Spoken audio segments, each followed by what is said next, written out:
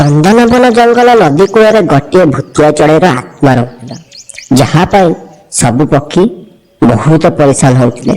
Author समाधान पाई सबु पक्षी माने जंगल मुखिया राजा भल्लाल देव पाखक गले। राजा जंगल भूतिया चढ़ईर आत्मा पाई आमे जंगल नई पाखक पानी नापी जापरु से आमको बहुत डराऊँ। हाँ हाँ भल्लाल देव टुनी भौणी सत कथा कहउचंती के जाने केते पक्षी को से मारी खाई सारिलानी ताहार हिसाब नाही। एहा सुनी भल्लाल देव कहिले हौ हेला तोर माने व्यस्त हुओ नाही मो पाखरे गोटे भलो आइडिया टे अछि।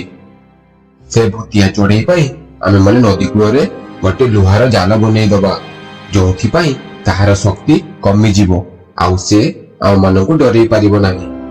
से जाल बनेवा पाई दुई जण लेखाए पक्षी समुद्र रात्रे जिबे आउ जाल को बनेइबे। सब पक्षी माने भल्लाल देव को कथारे बहुत खुशी हो गले। आउ से दिन राति रे मिलू चढ़ई आउ मीरा कौआ जाल बनेया पाई जंगल रे थिबा नई पाख को आसिले। अच्छा ताहाले तमे माने मते हटकेया पाई जाल बनौछो ठीक अछि तमे माने आसो तमे माने जानिने ताहाले मु किए आज तमे माने को देखै मोर असली रूप।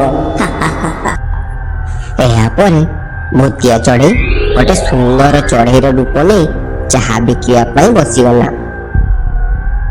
चाय नब चाय गरम गरम चाय इलायची अदरक वाली चाय गरम गरम चाय पी लो गरम गरम चाय। भूतिया चढ़ईर डाक सुनी मीनू चढ़ई आ मीरा कौआ ता पाखक आसिले आ ताकू कहिले अरे भौणी आमको 2 कप चाह देलो हेले मु तुमको तो आगरु एठारे कभी भी देखिनी तमे कौन एठी नुआ आसीच।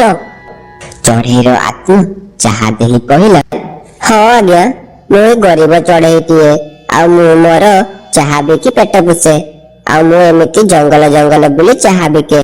मीनू चढ़ई आ मीरा कौआ चाह पीला परे सेमानकर मुंड बुलेइला आ सेटारे पड़ी सेमाने मरी गले।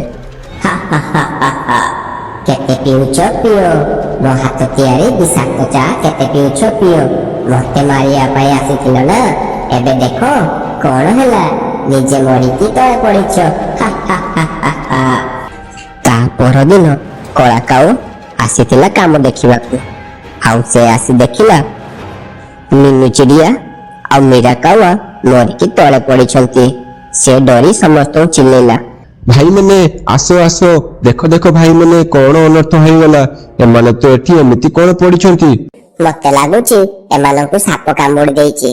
चलो चलो आज जेमिति का हेले भी ए जाल को हमको पूरा करबा पाई पड़िबो नहले से भूतिया चढ़ी आम मानकु मध्य मारी दबो। काला काऊ आ मंटू कबूतर जाल बनेबार लागि गले आ जाल बनो बनो राति मध्य अनेक हेई गला आ से माने बहुत थकी जाइथिले। सेपटरे भूतिया चढ़ई ता रूप बदलाई चाह बिक्री करिया पे आसीगला। चाय नब चाय गरम गरम चाय। तार डाक सुनी काला काऊ आ मंटू कबूतर चाह पीवा पाई ता दुकान आड़े चली गले। अरे भौणी हमको 2टी अदरक इलायची वाला गरम गरम चाह देलो हेले भौणी मु तो आगरु तुमको एठारे केबे भी देखिनी तमे कोन जंगल को नुआ आसीछ।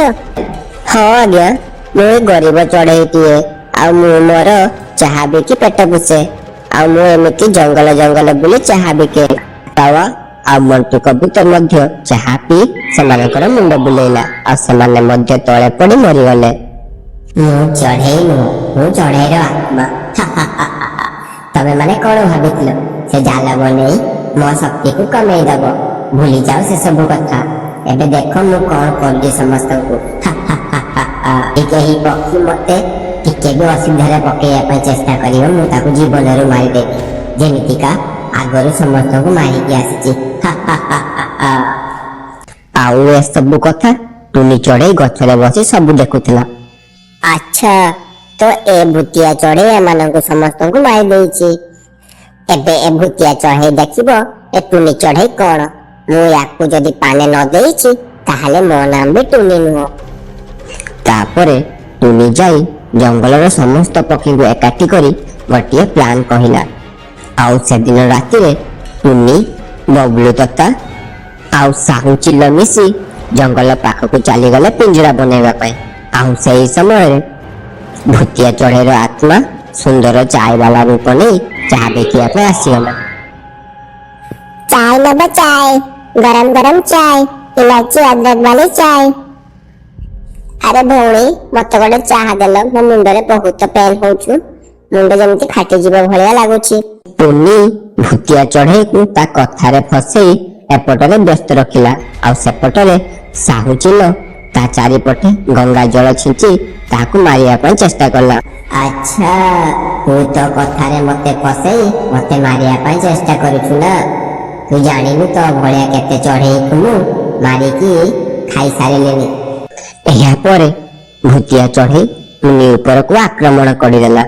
ଆଉ ଠିକ ସେହି ସମୟରେ ସାହୁ ଚିଲ ଗୋଟେ ମଶାଲ ଆଣି ଭୂତିଆ ଚଢ଼େଇକୁ ନିଆଁରେ ଜଳେଇ ଦେଲା।